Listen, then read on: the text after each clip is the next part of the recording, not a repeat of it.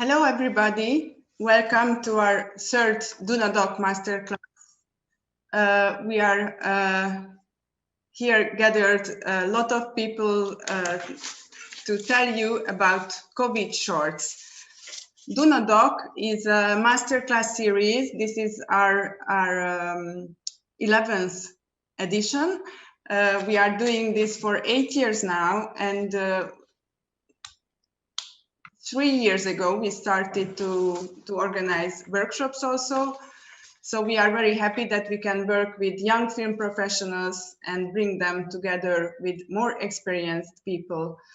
This time, we will talk about, as I told you, COVID short films made during the COVID lockdowns. And we are very happy to welcome representatives of the University of Theatre and Film Arts and the Metropolitan University of Budapest. So we have with us Dorottya Zurho and Manuel Contreras. They represent the DocNomads Joint Master Studies as teachers. And we have Diana Gro and Clara Trenceni, who are also organizers of DUNADOCK, but they are also teachers at the Visual Representation, Films and Media Studies program at METU. And what is fantastic, that we have a lot of students with us who will guide us through their beautiful films. First, I would like to ask Dori to talk about DocNomads a little bit. What does it mean exactly? What kind of study it is? And then we continue with other questions. Okay. Hello, everyone. It's really nice to see all of you. And maybe I can ask Manuel also to join me because we were like mentors and teachers of the students like during the last spring semester.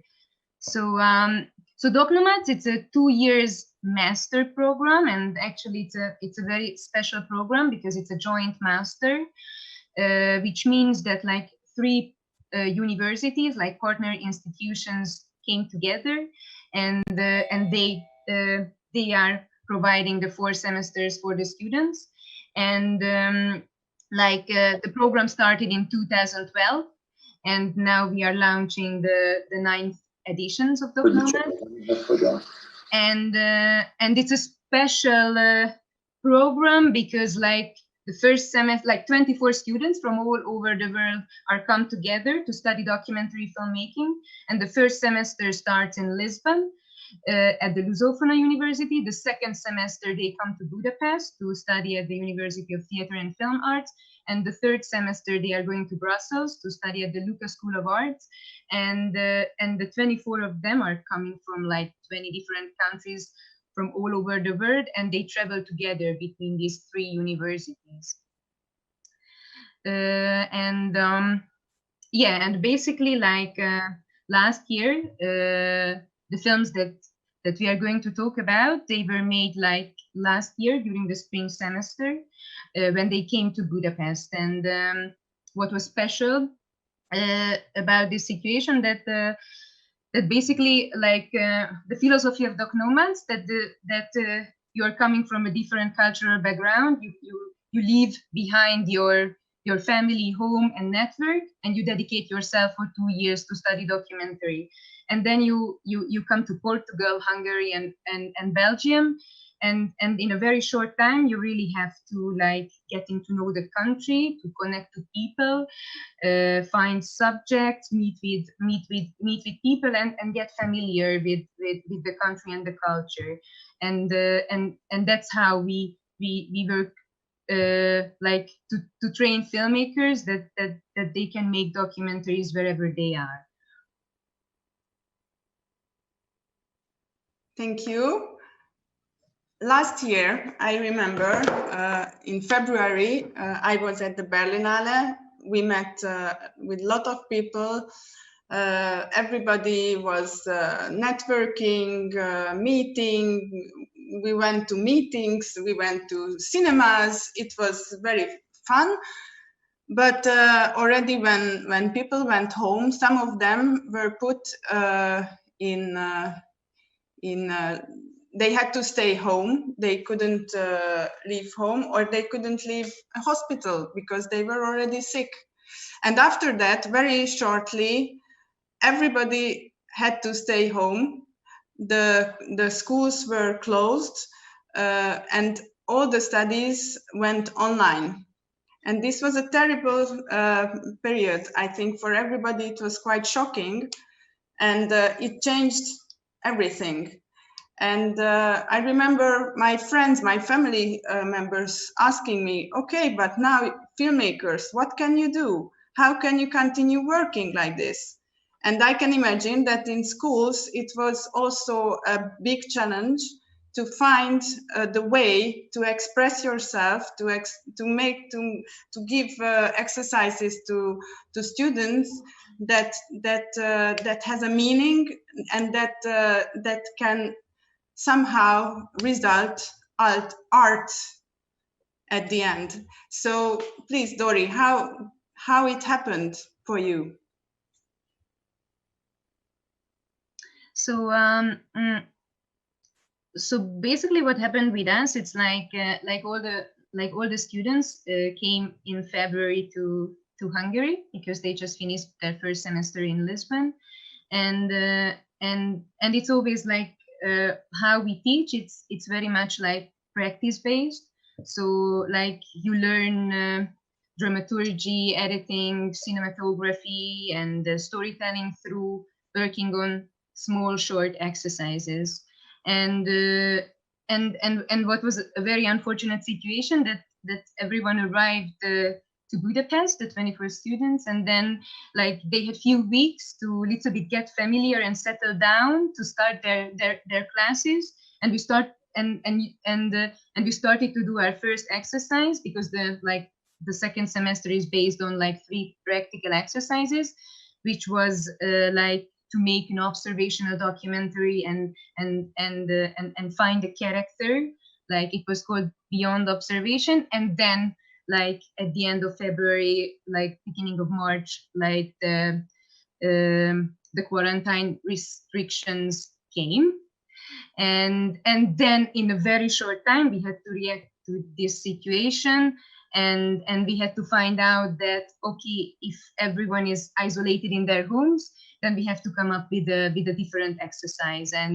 But at the same time, it's not only like to make an exercise, but at the same time somehow like try to figure out how we can keep the contact with each other, how we can do like online mentoring, how we can like talk to the students, because they were in a very difficult situation, not being isolated at home, but in a foreign country where they don't understand the news, and at the same time they could keep the contact with their families, but then they were receiving the news what is the COVID situation in their home countries. So in a very stressful like conditions, we had to figure out how we are going to like continue the program and trying to like maybe turn this very stressful and negative energy something creative. But I think from this experience, like the students can share their personal impressions, how it was to work in these conditions at that time. Okay, let's see. Do we have Farah with us, right? Hello, Farah. Hello. Please. Nice to be here with you digitally. Please present yourself and tell us where are you from. My name is Farah Hasanbegovic. I'm originally from Sarajevo, Bosnia and Herzegovina. So yeah, and the first time I've ever spent more than a month away from home is coming to DocNomads.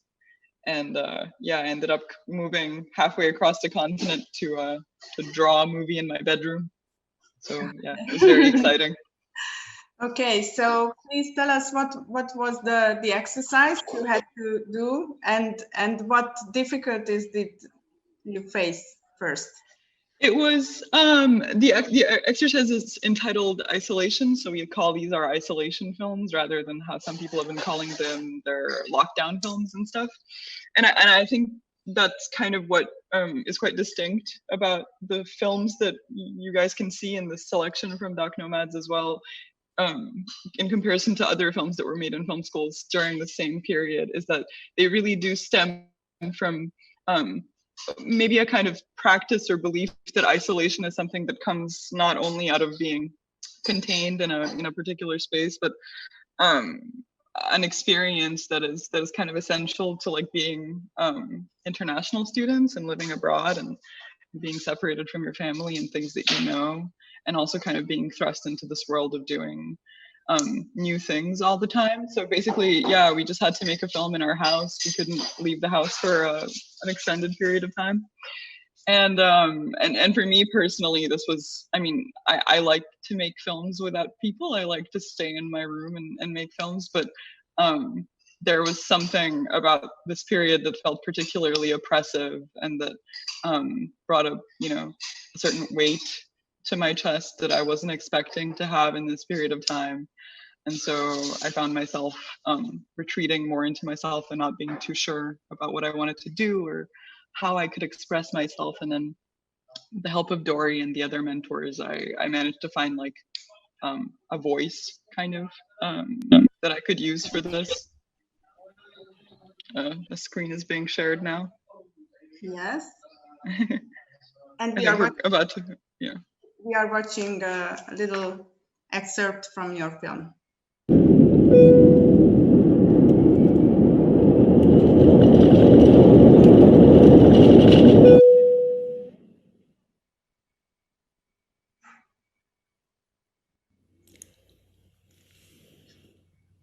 Na prvi rođendan nakon kraja svijeta, sve je zatvoreno. Nema više malih restorana gdje te znaju, niti slastičarni. Sada sam kapetan cijelog broda. Ustani. Ustani i kreni. Brini se za sebe. Niko to neće raditi umjesto tebe. Za savršenu rođendansku tortu pomiješajte 250 grama šećera, 50 grama putera, 3 jaja. Nemam mikser i nemamo ga gdje kupiti, pa miješamo rukom.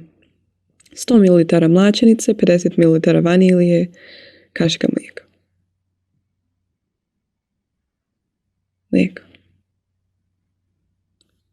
Jao, isto kao mlijeko.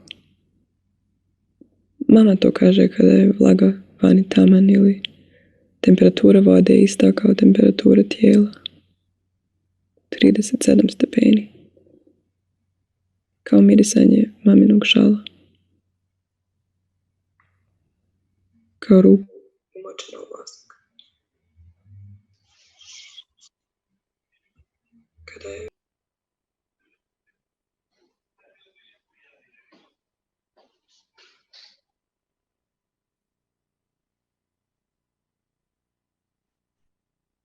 So thank you for the short excerpt, Farah. Maybe it's important to mention that Farah's film was recently screened at the Jihlava Film Festival, and it won the Short Joy competition. And I think what was really a challenge in this exercise, like the isolation films, that we were asking, like in the exercise that we are asking from the students to try to kind of capture the feeling of being isolated and work with those elements that surround you, or try to find like creative concepts of working with memories or mental state of minds, or even like with the digital space and found footage. And of course it's like it's a limited creative tool, but like always when limitation comes to like forming concepts, somehow it always becomes like an advantage when you don't have the eternal possibility to create a film. And I think like regarding Farah's film, like it was a beautiful process to work together, but it's like it was really like a challenging task that in a present situation, how you bring the past, the memories come to life. And maybe Shara, you can share like a few ideas. How did you come up with the concept, and how did you come up with the structure just from one childhood photo? I was dealing a lot with I always deal in my work with the concept of childhood memory in particular, and this bond that we have to childhood. And I think to be especially like far away from home and not have access to your personal archive also is difficult. Your sound is really bad. Okay. See what I can do about that. Can you hear me now? Is this better? Yes. I usually work with the concept of childhood memory, and so because I did not have access to my personal archive, I tried to figure out what the elements of a childhood memory are, and what in particular about early stage memories is more evocative of the past. And so I tried all kinds of ridiculous things. Like I tried to use excerpts from old commercials, like laundry detergent commercials, and these things that are hypersynthesized to the feeling of like comfort and home and being small and all of these things. And then I basically tried to reduce the concept of a memory to something very simple. And when you think about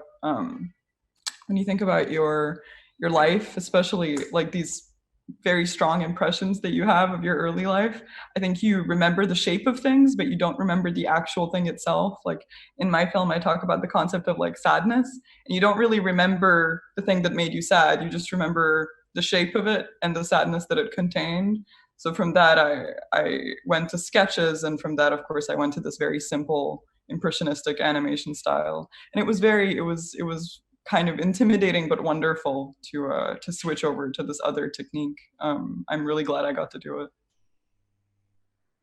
Thank you.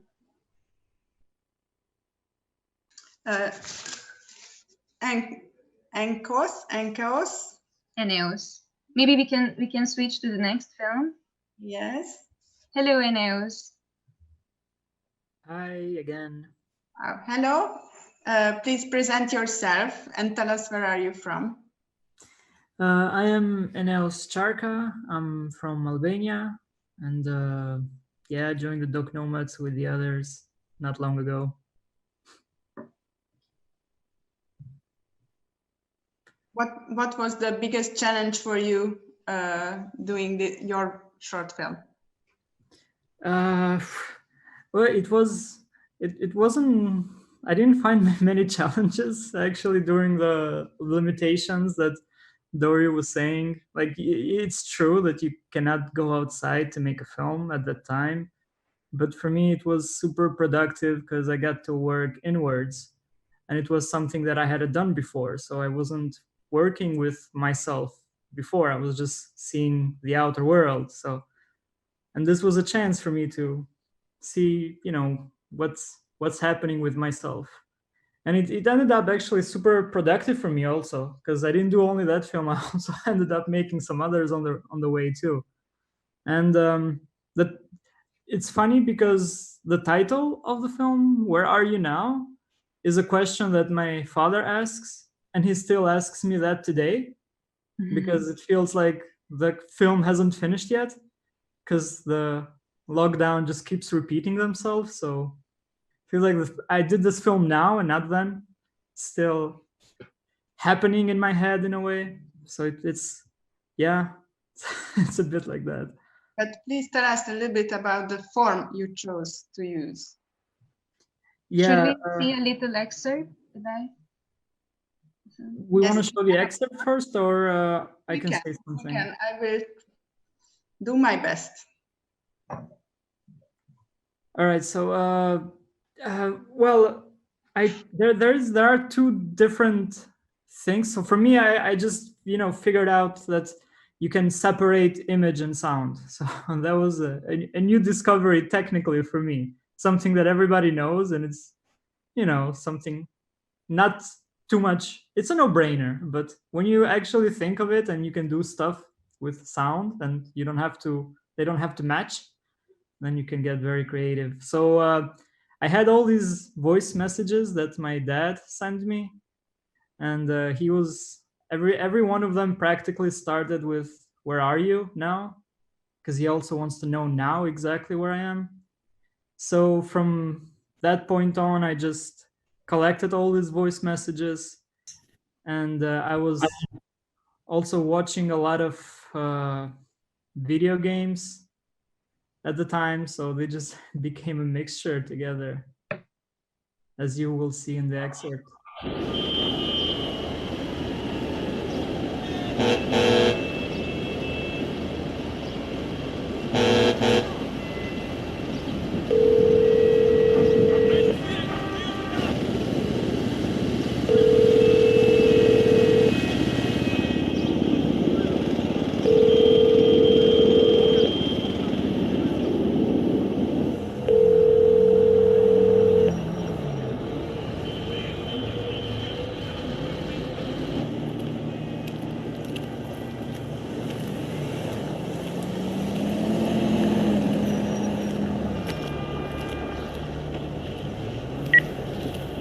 Hello, që kemi ma? Mirë jema? Si po të shkon filmi? Si më shizën gjumi mund dhjem divan të pa film televizor ma. Përsa jeton të bo mësime online. I bola një foto e video që t'ja nisim drejtori, që ta shofi që e po punon. Ne është bërë rëmuj, më mi që janë dhe, si është gjëndja në nga ty. Ato më thot nona gjithë ditën që na ka zonë qunin karantina largë. Mërësit është besoj gjithë ditën vetëm në shpi. A fol me shokut paktën. A flisin në telefona, me video, si me një vesh ju. Të paktën a shkruaj që ta dim që e mirë.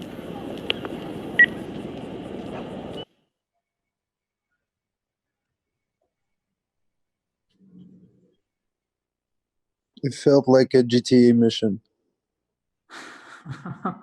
Maybe, Enos, you can talk a little bit. How did you work with the GTA images, like the computer generated images? Yeah. Yeah. Okay. I can access. So my computer doesn't run the game, first of all, so I cannot play. I haven't played GTA since forever. And I was at the time on another project working with a friend of mine who does a lot of design and stuff. So he was playing GTA also at the time. So we sort of came up with the images together.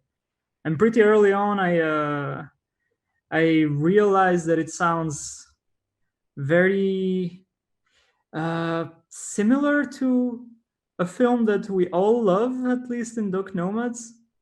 And I decided, okay, let's take it further. So it's a Chantal Eckermann film, News from Home. And yeah, I thought, okay, cool.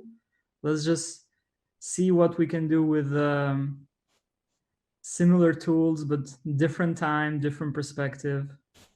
And working with GTA was super fun, actually. It was, I cannot think of a challenge right now, actually, to make the film. It was a great experience just because of it was a relief of pressure, all that pressure that you get from what was happening in the world, and now you just get lost in this virtual world and you just make something fun with it. And even though we could have had deadlines or stuff that could put stress on you, I didn't really feel it at all, and it was so much fun collaborating on doing that. To be honest, when I saw this film, first I was paying attention only to the figures, and I thought that the images I see, these are real images, and only the figures are animated. And then I realized that the whole stuff is like that. And then I was just sitting, wow, how you did this? So it was very interesting to watch it and have all the voice messages of your father. But you studied this before You mean animation or anything related? I have no idea how to do animation. I know that my dad does, but I have no clue how to even start doing animation. And I didn't actually do much there. With the game, you can just record the screen and play the game. So it's I cannot take any credit for making animation, even though in some festivals they put it in the animation category. I'm like, oh, okay. It will never happen to me again, because I don't think I will make animation in my life. But yeah. But congratulations, it's really well done. Thanks. Mariana, are you here with us? Please present yourself and tell us where you're from. Hello. Mariana, I'm from Uruguay. Mariana Castiñeira, sorry. Yeah. And my film is, Little Blossom. I don't know, do you have to say something first? Yes, please. Some words about the exercise we know, and then how you found this solution. Okay, so well, the exercise, and I was actually very disappointed because I had to do something. I was planning to do something in the north of the country, and I had already visited a place when the lockdown started and met people and planned something. So it took a while for me to rearrange. And then the lockdown came and I kept on walking and going like to the street to get some air. And I started seeing some scenes, abandoned places that if I narrowed my view looked like abandoned, and started hearing these sounds of a phone ringing or coffees left unfinished. And I was like, whoa, what if this thing of right now, go to your houses and stay inside, don't go out. I was like in the movies and it was sad. And I started imagining that and seeing the scenes. And then I noticed that in the street, people were still walking around, and I felt a bit of panic because people didn't keep the distance. But when I looked up to the balconies, people looked really comfortable, and like they were having these normal moments that we used to have before. So I started to walk around and look for these moments and play with them in the timeline. And then the idea of this pollen appearing and being sort of an embodiment of the coronavirus appeared when I saw and I started shooting it, because on my walks I found this pollen, and I thought, well, I tried to shoot it. And then when I got home, I started looking at it. I was like, oh, what? And then I started exploring, and it was all like I started shooting and I started trying, and then I went back, and the idea took shape while I was doing it. Okay, so let's see. Film.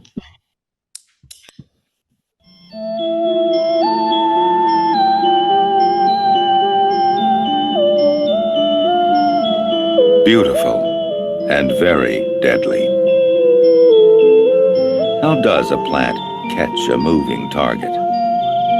The answer is deceptively simple.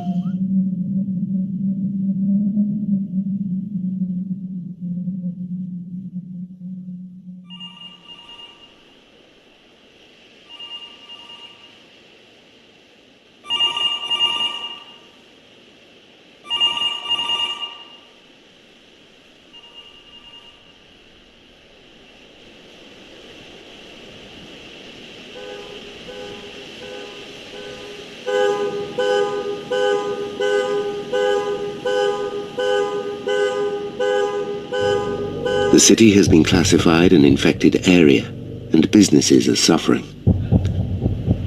The hustle and bustle of city life has almost ground to a halt as people stay away from public areas. But even at home, no one is safe. Most plants fall victim to animals, their leaves assaulted by browsers. But how primitive when compared to this masterpiece of deception, hiding its sinister purpose behind a tender and innocent facade.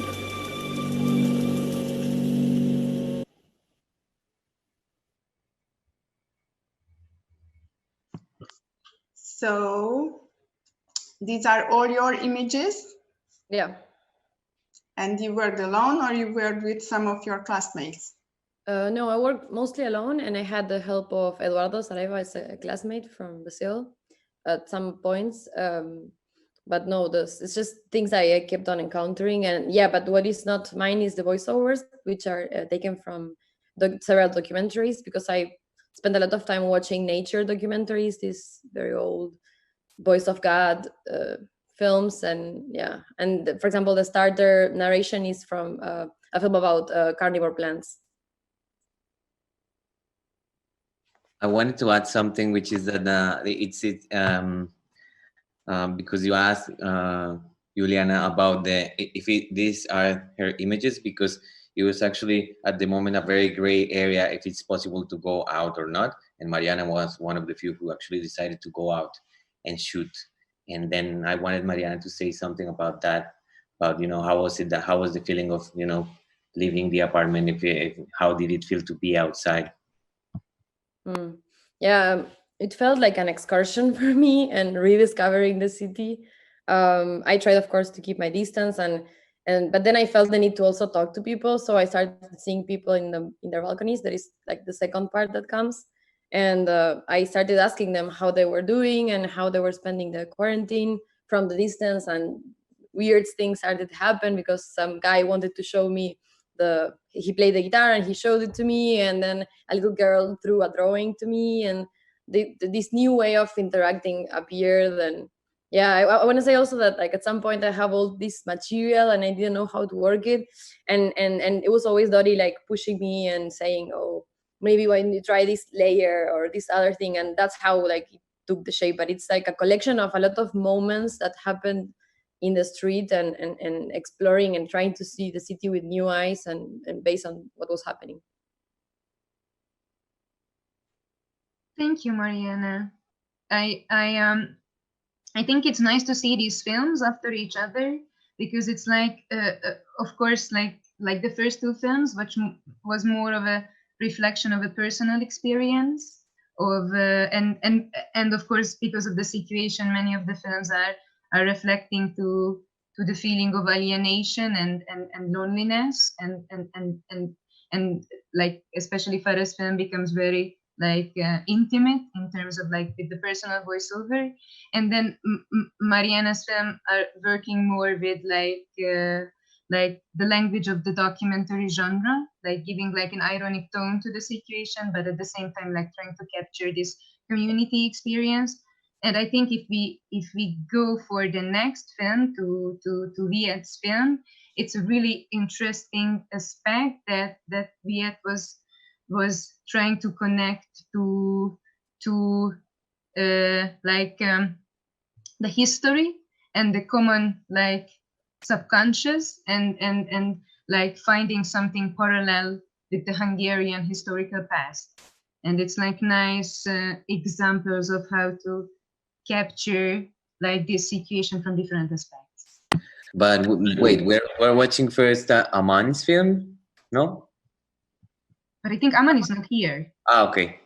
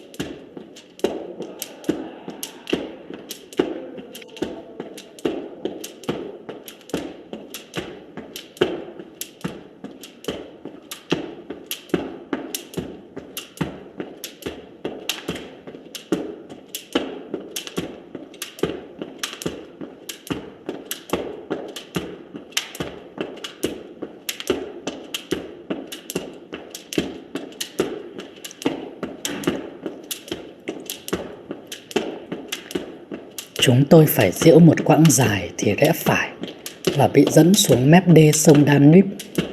Tên Milas đi cạnh tôi hẳn ngửi thấy chúng tôi đã nhận ra mình đã tới nơi xử bắn. Có lẽ để trấn an cơn hoảng loạn, hắn thốt ra lời nhục mạ: "Không đau đâu." Như thể đó là vấn đề lớn nhất của chúng tôi. Tên khốn kiếp. Tôi trông thấy vài tên Milas đang đợi bọn tôi ở cầu tàu.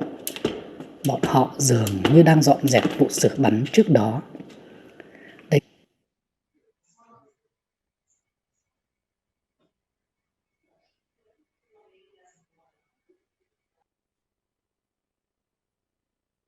Hello, Viet. So maybe you can introduce yourself a little bit, and I think it would be really nice to hear how did you come up with the concept, and how did you connect it to the Hungarian like historical past, and then how did you develop the idea? Hello, Dori, Manu, and Julianna, and everyone. Very nice. So I'm Viet. I'm from Vietnam, and I came to DocNomads I think more than 1 year ago, and so my the concept was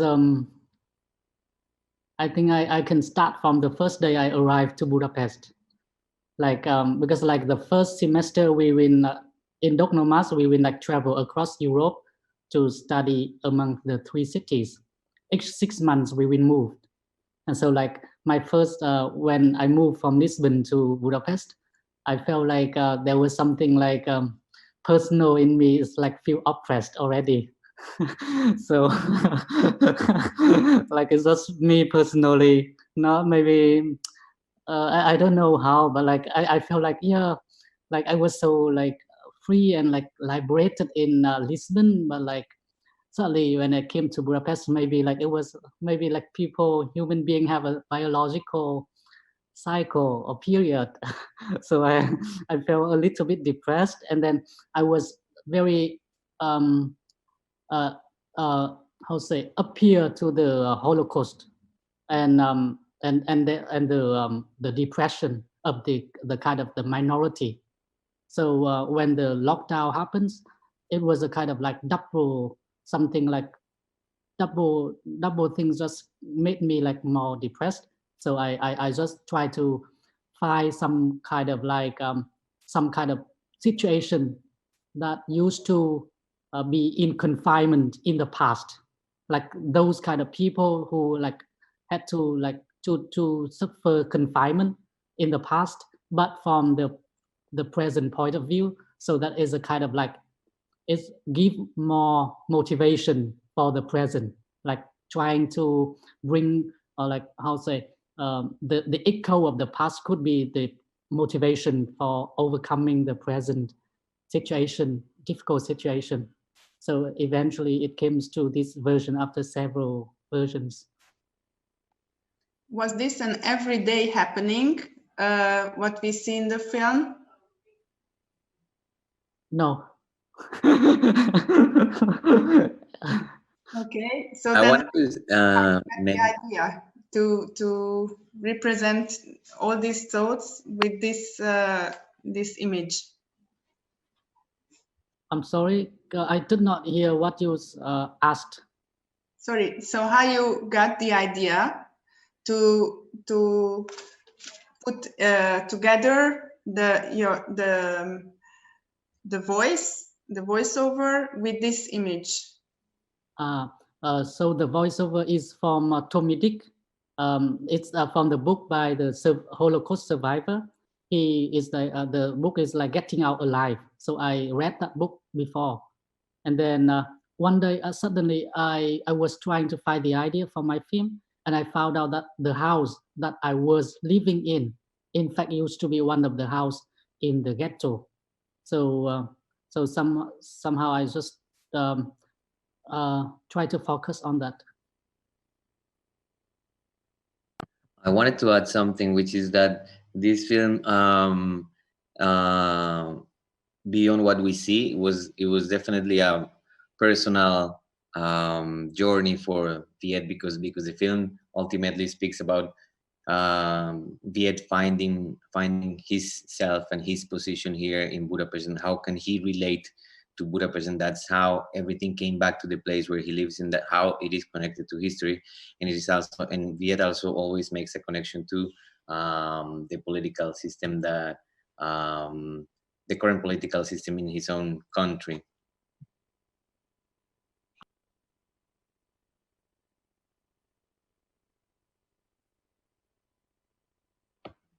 And Viet, are you now in Brussels? Yes. And how do you face the second wave of I'm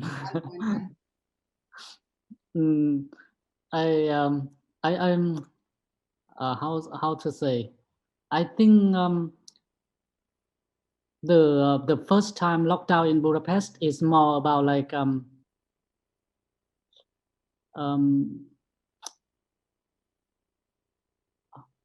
I don't know how to put it, but like in Brussels, it seems maybe we have more experiences already from the first time, and also the second lockdown is less strict. So I think it's better. And artistically also you have your way how to make films and how to work. It's also better. Oh, thank you. I hope so. Okay. Thank you, Viet. Thank you. And I think we can move to the last film, Nicolas's film. And maybe before we start to talk about, it would be nice to look a little excerpt from the film, because I think it's also a very unique work, which kind of, for me, always expresses the irony and the absurdity of the situation with a very, very experimental approach.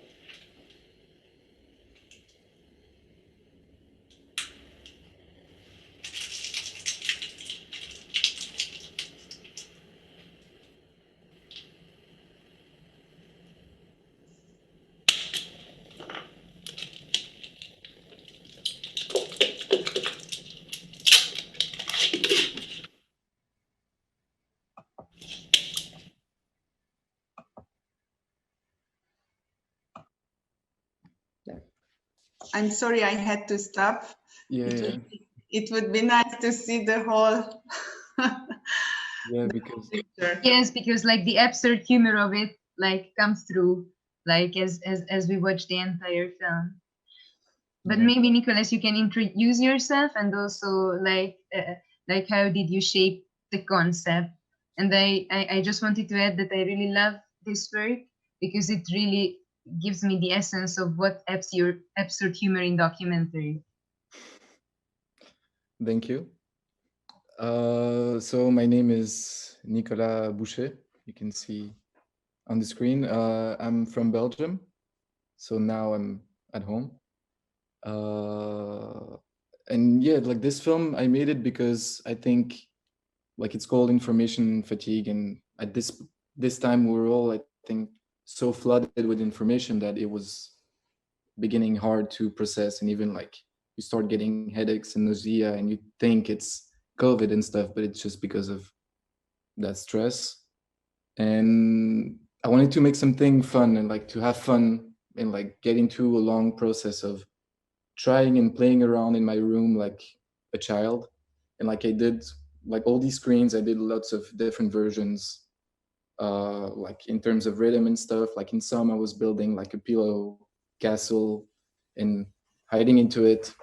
In that version, like I end up being like 1 pixel, like you get more screens, and at the end like everything turns into like digital textures and in a few pixels.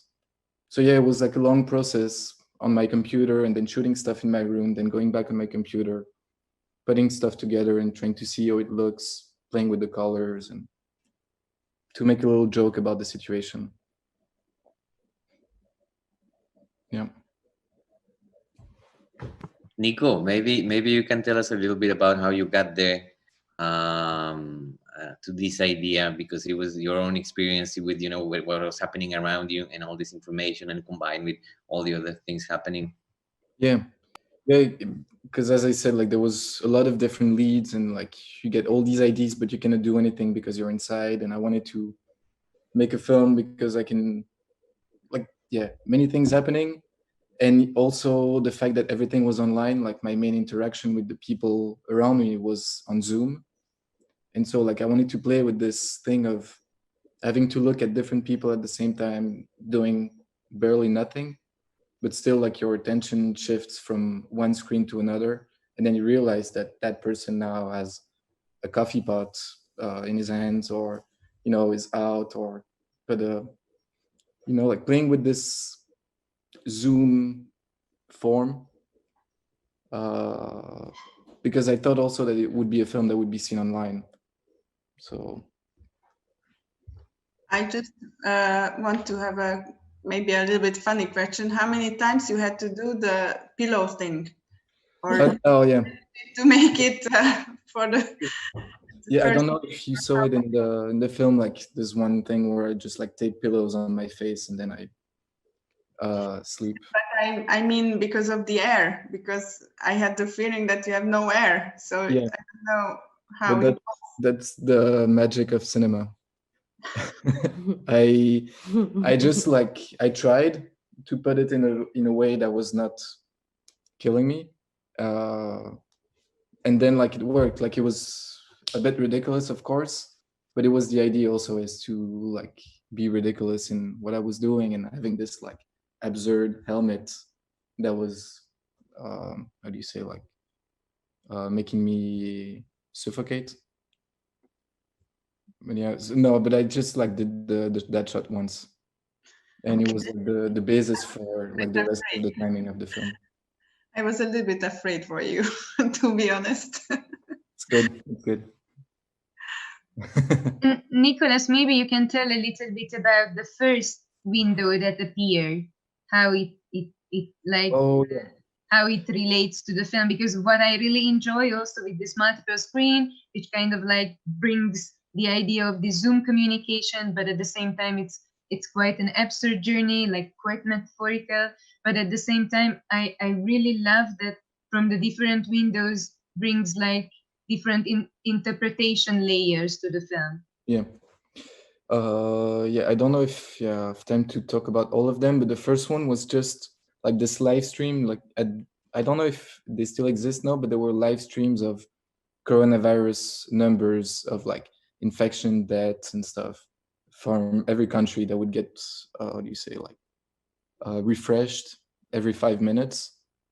and like you had like all these screens, and it looked like Wall Street, but it's like with people dying or stuff, and like like this things of like life being turned into numbers, and like information that go from very complex numbers to zero, and play with this limiting information to a very binary, or not even binary, just like a zero kind of information at the end. The process. But it was also like just to relate with coronavirus somehow, not just someone doing something strange in his room, but still ended up being that. Thank you. Thank you. Thank you very much. And thank you very much for sharing your films with us. And I hope it helped others also to imagine how is it possible to make somehow films, even if you have to stay home, or you can just go around your house or something like that.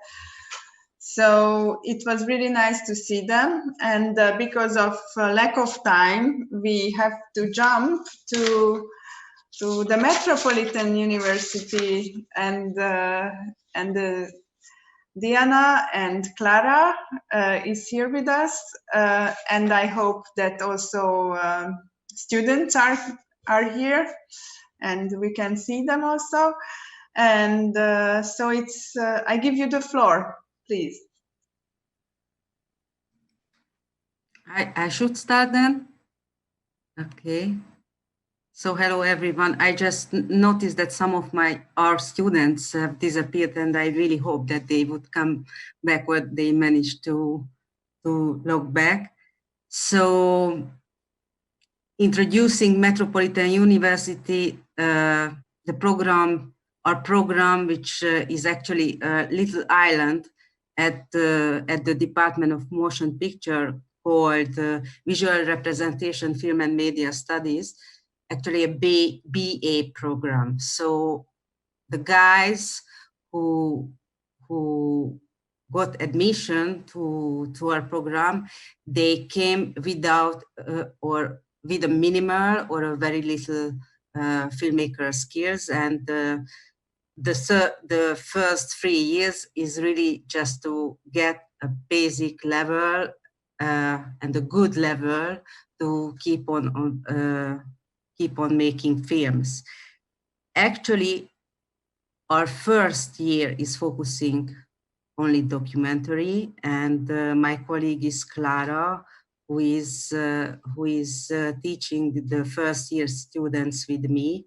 And why this program is special, actually this is the only international program at our university. And since I am teaching there and I am devoted to documentaries, just like Clara is, we decided to start the program with documentary filmmaking and knowledge about pictures and observations. And our students are here. What is really fantastic that we are really international, just like the DocNomads team. We have, however, we have Hungarian students. Gergő, Jazz he's from Uzbekistan. Ramal from Pakistan. Habiba from Egypt, from Cairo. And actually, June just disappeared. He's from South Korea. And Mani Mridul from India joined our program. I just remember how you started this masterclass, Yulo, and I really remember that we were together at Berlinale, and it was really quite, even that time, that a big challenge that when we get back, what would be the next step? And it was not only a big challenge for us, but I think for our students, it was the biggest challenge who stayed here in Hungary, in a foreigner country, and they couldn't leave back to their homes. So I just remember actually Habiba was the luckiest one who managed to escape in time home, but COVID actually was everywhere. So in this time, we had to change our program because we were actually the second semester, the first year, and we planned an absolutely different task for our students for the end of the year. And the pandemic changed everything. What, sorry to interrupt you. Normally, if all this didn't happen, what would have been the exercise to do, and how did it change because of the situation? I will give the word to Clara, my colleague. So basically, the idea is that you start from still photography, moving very slowly towards moving images in the first year, and we focus on documentaries during the first year. The difficulty came is that in the first semester, we always concentrate on ourselves. So the students get different tasks to observe their own life, their own presence, and to learn to observe others. And normally it's in the second semester when we send out our students to the street, to other cities, to other places to make their observations there and to try to work with the experience they see outside themselves, so to say. And this is what was fundamentally changed, because all of a sudden we all found ourselves locked in a room. We all found ourselves watching each other's rushes on Zoom and not even being able to watch all the rushes, just little excerpts from everybody's work. So it was really difficult. In a way, it was a bit easier compared to DocNomads, I imagine, because our students were already for 6 months or 5 months in Budapest. So they already knew how to get around, they knew each other, and we had a very nice first semester working together and joining each other's projects. But on the other hand, it was very, very hard without a solid knowledge in filmmaking, in approaching topics, and not being able to experiment with different visual methods and different skills. You know, normally we use the second semester for experimenting, to try out as many possibilities, to go to places, to come back with different footage from all over the place. And this obviously could not happen. So we had to focus on indoors ourselves, little things. And we didn't really call it isolation. We called it quarantine films, to mark a little bit the style and the type of films we are able to make. And I have to add that actually, as our university closed completely, so guys, students had no even access for rental, to rent equipments. We gave actually free hands that they could make films with mobile or with any kind of tools they had around. And actually, I think this was the best tool for documentation a period, for documenting a period. This was a kind of challenge because they want to become a filmmaker. So what happens that when you don't have a camera, you have only your mobile phone, how can you survive? So these films actually did not really focus on the best screening quality, but about storytelling. And the task was to make a quarantine diary, a self diary about themselves, about their feelings, and about their first experiences in lockdown. Were there any restrictions regarding the length of the films? No, we were saying 5 to 6 minutes. But what I wanted to say earlier, which is nice, is that we had some students who shared flats, like rented flats. And it's amazing to see, and I think we can go to the first clip after this, how people sharing the same flat, same group of friends, same everything, ended up making totally different projects. And this is one of the success of this kind of quarantine films, that everybody found their own voice and their way to talk about their own quarantine experience. So maybe I suggest to start with Ramal's short.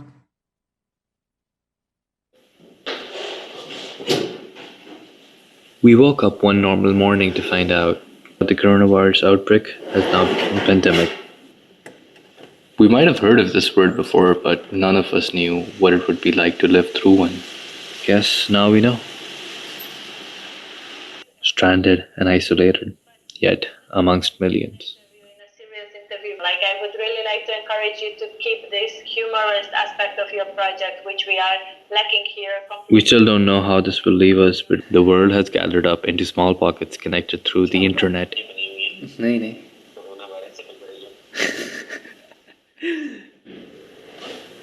Lots of plans, tons of activity, all put into a void. It's a hard time for all of us. Morning. How are you? Good. It's snowing. Yeah. Corona changed the environment. Where's my cup? Where's my cup? Where are you going? To be honest, it's been very difficult to keep a clear mind and work through this. Days are passing without a doubt, and if we continue to waste this time, the only one losing is us. Hence, we need to reshape our minds to think and work within the physical constraints, but outside the boxes that we are so used to thinking in.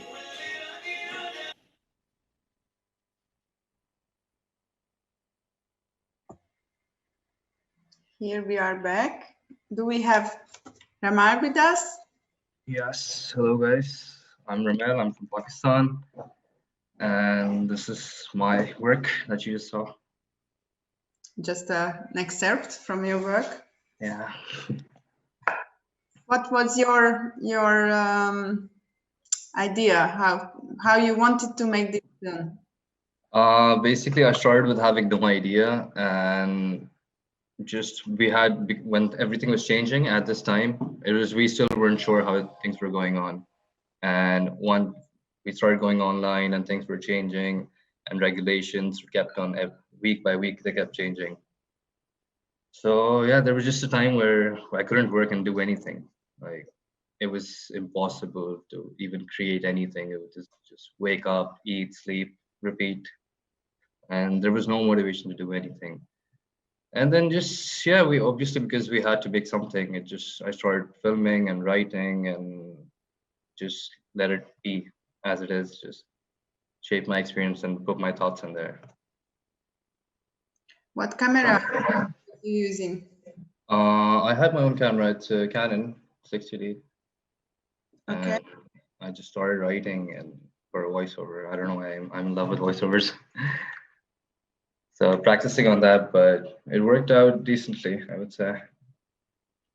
And regarding the form, you decided before making your film how you want to? No, I actually had no form. I just started filming randomly because I was trying to put my thoughts together. The parts where you see myself writing, I just filled up multiple pages of thoughts and ideas, just scribbling here and there. But nothing came, and I was like, instead of trying to plan something and not being able to do it, it's better to just start doing something. And that was my approach. I just put the camera down, I started writing, trying to get somewhere, just trying to shoot every single day instead of just wasting days. Because the worst thing that hit me then was productivity. Productivity was super low, and that makes you feel even worse. So the only way out of it was to do something, even if I didn't want to. And how was it for you to work with your flatmates who also had to work with you? So how was it, this situation? It was interesting because at the start of the quarantine, everybody, obviously because we had each other together, it was much nicer. But moving forward, it's the same faces, same people, and you're in the same four walls. So you don't have much to do. So after a few weeks, we were just living, everyone in their rooms is doing their things. But yeah, we got some pretty interesting experiences, spent lots of time together. Definitely was a learning experience for all of us. And yeah, we were like a family, so it became nice. Where are you now? Same place, actually, Budapest. With the same people? No, 2 of them are the same, but 3 of them moved out, so we have replacements. Okay. Just want to add just a short note that what was really interesting, the different approach of storytelling. So the next one that we will see, it's also kind of very personal diary, and it will be from Jazz. Can you show him a very little small part of? Yes, I will just introduce Jazz a little bit, so I have time sorry. to go to the clip. Thank you. Jazz from. Hello, everyone. My name is Jazz. I'm from Uzbekistan. That's it. I should tell about the film as well, or we'll watch it? Yes, a little bit, the challenges you faced, yes. Basically, I improvised the whole film. I didn't have the structure or whatever. I just took Romel's camera and I was using my phone. I filmed everything. I didn't have a lot of challenges. The biggest challenge was editing part, because I was like, I think I edited the film right at the last day of giving it to deliver, right one day before to deliver. So yeah, the editing part was really hard, because it's hard to structure the film, which is without the structure and is improvised. That's it. Okay, so now I share the screen.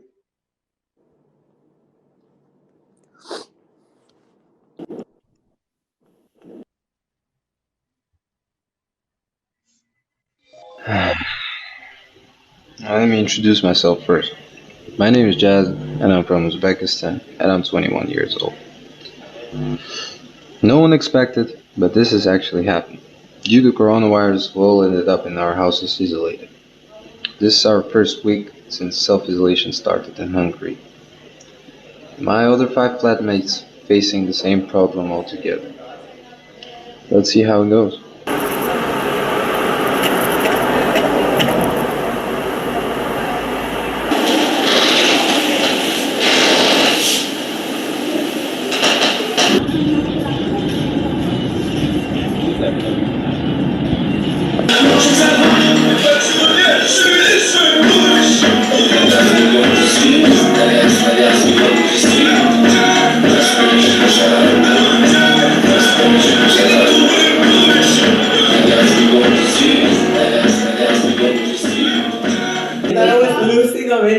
The last letter that we say, like, okay. Got it. What's your name? I'm Badr Muhammad Said. I'm 18 years old. I'm from Egypt, Cairo. Wow. Quarantine shit. Okay, so we see again the same guy from Cairo that we saw in Ramal's film. Okay. So how long you were shooting this this film? There's like bits and pieces of days. I filmed it like if I saw something's going on, like for example, we were cutting our friend's hair. Like I just took all of a sudden, I just took the camera, I filmed it. But the interview part with all the flatmates, I think it took like a couple hours. We just settled down the cameras and we talked. We didn't even have the basically structured dialogue or something. So it took like maybe 2 days in total. Okay, and you said earlier that the editing part was really hard for you. How or in which way? Or it was hard because you never edited any film before? Or? No, I edited films and stuff, but the thing is, I was unmotivated. I wasn't in the mood to do something, and I filmed really randomly everything, even the interview part. It wasn't it wasn't planned, so I didn't know how to edit it well and deliver it right, so everyone will understand what I mean and what I wanted to show to people, basically.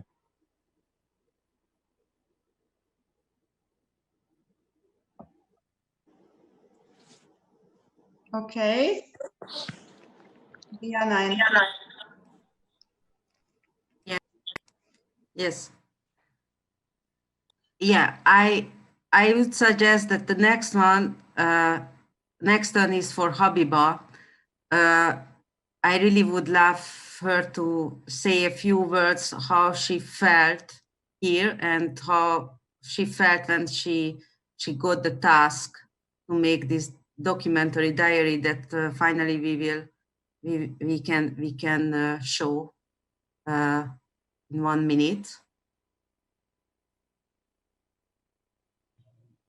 Hi everyone. Do you want to show the movie now, or do I introduce myself first?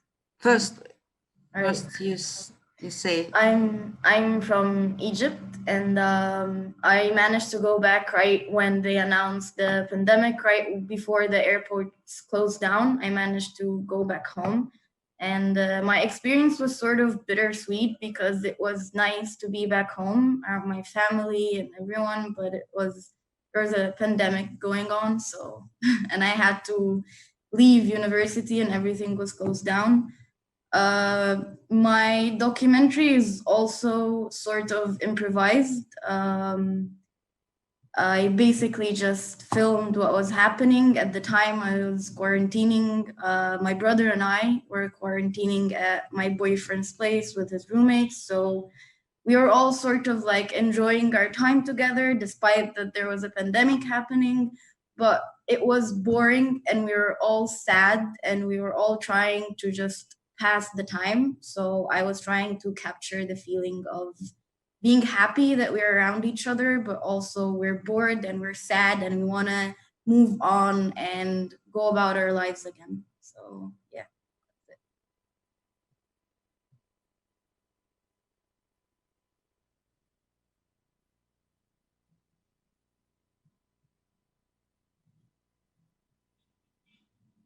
I was wondering, Dini, we were wondering if we can show an excerpt from Habiba's film because of rights issues. So that's why there is a little confusion. But until you decide what to do with the clip, I think we are not allowed to show it, right? Because of music rights, you know. So I just wanted to say that as Habiba was explaining, there was this kind of big emotional, you know, anxiety in all of us, not only the students who were far away from their homes, but in all of us basically. And Jez was talking about a very important aspect, also being motivated or not being motivated during quarantine. And that's something we have to talk about when we are talking about COVID shorts. Because it's a real challenge, not for the students only to stay motivated, but for the teachers to translate all the on-site teaching for online teaching. I don't know what's happening, Yulo, but I would suggest that if we cannot show Habiba's clip, we would move on to the last two films, which as opposed to Jazz's project, they were developing from week to week through a very thorough planning. Because those students were fighting depression and anxiety by giving weekly tasks for themselves and progressing with their project weekly. So I don't know if Yulo, what's the next film on your list, Manis or June? You have to tell me the name of the filmmaker, and then. So I suggest Mani's film. Mani, can you introduce yourself? Can everybody hear me? Here we do. Okay. Okay, so my name is Mridul Gairora. You can call me Mani because it's much easier. I'm from India. That's pretty much about it. But okay, so let me talk about the film as well. So I would say I was luckier than the others in some sort of way. So I shifted to Budapest itself 2 years back. So this is home for me now. So I was technically at home while I had to shoot the quarantine film, and I have my parents and everybody with me. So I think it was a bit better. But yeah, there were a lot of challenges because, as our teacher just said, it was not about not meeting the people, but it was the mental thing which was happening to everybody just because of this situation. So. Okay. Do you want me to share the clip now? Yep, that would be nice. Okay.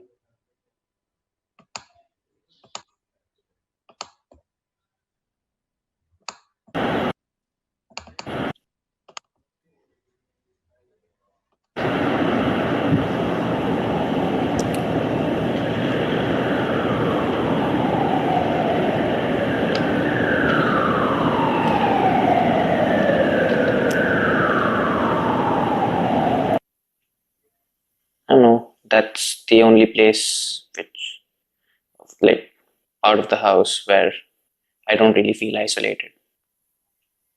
I feel calm.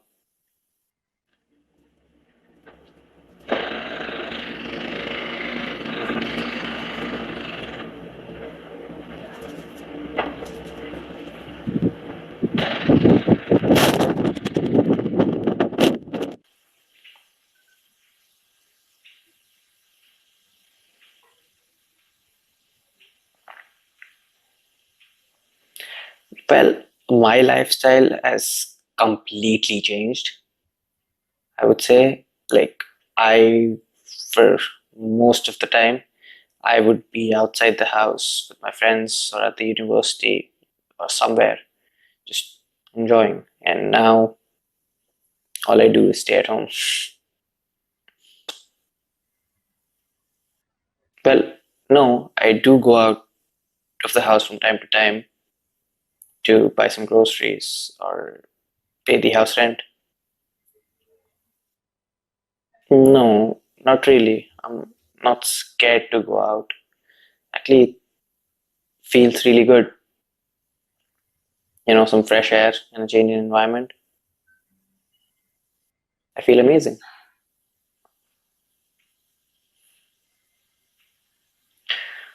The worst part about the isolation is probably not meeting my friends. Like, I do talk to them on video call, but it's not the same.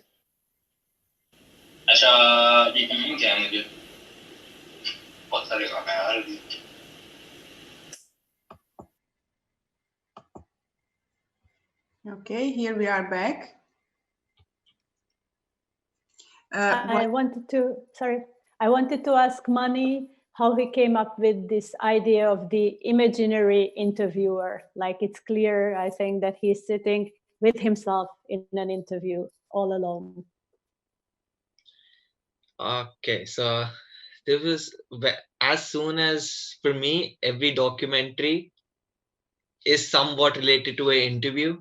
So I was really sure I wanted to do this, but the only challenge I faced during this was I couldn't really surprise myself. So I was speaking in a very robot-like tone. So that's where my teachers helped me. They actually gave me a few questions, so that I didn't know them, and I used to open them just before I wanted to shoot. So that's why there was a bit of an element where I didn't really know what I was talking about. So it was just spontaneous, you know. Thank you, Mani. I think we have to be conscious of the time, because we have one more film to show. And we would like to ask also June if he's back with us. No, I think he fell out again. But maybe we can show his clip and then, you're there, okay. So okay. It will take me some time, so please introduce yourself. Where are you from? How you ended up in Hungary? It's also interesting. And how do you feel now in the second wave? My name is Junyoung Kim, but everybody can call me Jun, much easier. And I'm from South Korea, and I've been here in Budapest for about 2 years. So I came here to Budapest as Erasmus student, exchange student from Korea, and I really love the city, so I ended up staying here. Now I'm here as full-time student. And I think this time, even though it's a really hard time, it is, but still it has kind of good impact to us like filmmaker and also artists, because when there is big challenge, you can choose whether you can avoid it or you can fight it with it. And actually, some reason it really, I mean, whole COVID situation pushed me to be really productive and pushed me to make lots of projects. So the film I made during the last semester is one of the results, and also I worked on many other projects as well. So I think it has, even though it's a terrible situation, I think it has a kind of positive impact as well. I could not see that there are a lot of musicians in your class. Am I right? How many of you play guitar and all these other instruments? But the guitar, I remember that I saw the guitar in at least 3-4 films, right? As far as I remember, Gergő also was composing music in his film, but it was piano, yeah, electronic piano. Okay, let's go, I think, to let's watch John's film, because maybe we will have a little time to have to it.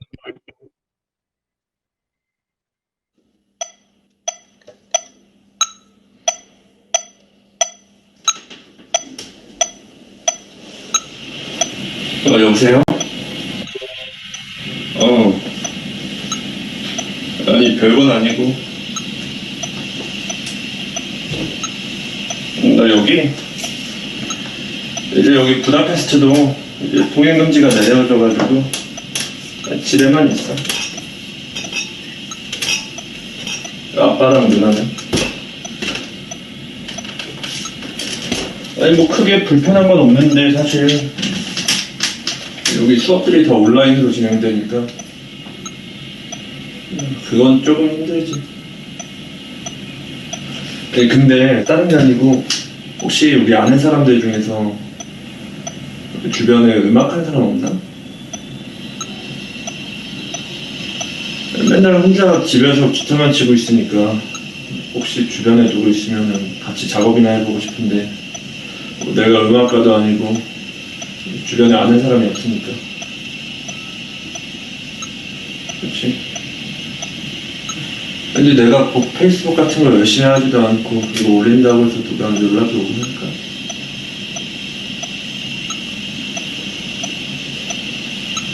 다들 집에서 혼자서 어떻게 살아남고 있을 텐데.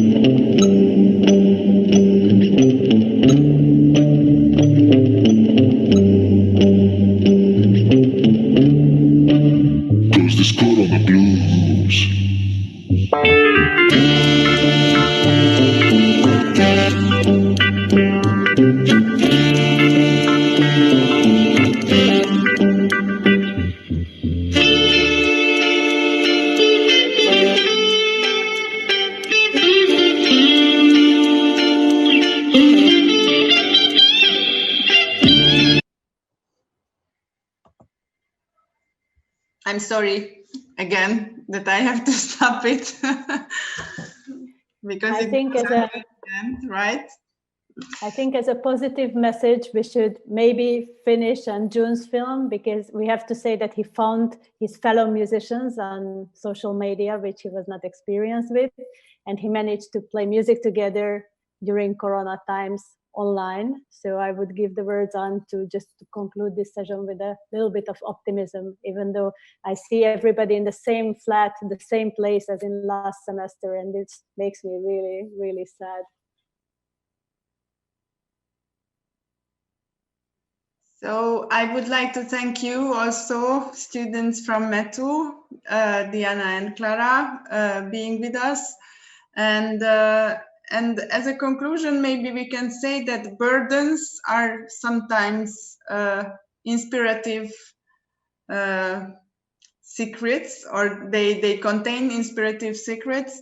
And even if at the beginning of the COVID situation, everybody thought that, okay, now we have to stop to make films because it's impossible to make them. We just saw with your films also, and since this situation exists, we saw other films also, that it is possible. The most important thing is that you have something to say to the world, and cinema doesn't know burdens, because you always can express yourself in a clever way, and you did it well, and I just encourage you to continue, even if the situation is sometimes getting worse, but rely on your fantastic teachers, and I wish you really nice films for the future, and we are very thankful that you shared your work with us. So thank you for everybody. This was the last masterclass of DUNADOCK 2020, and we hope that we will come back next year. We will see in what times, if we will come back online or we will come back live. We never know. So thank you very much, and I wish you a very nice evening. All the best. Thank you. Thank you. Thank you. Goodbye.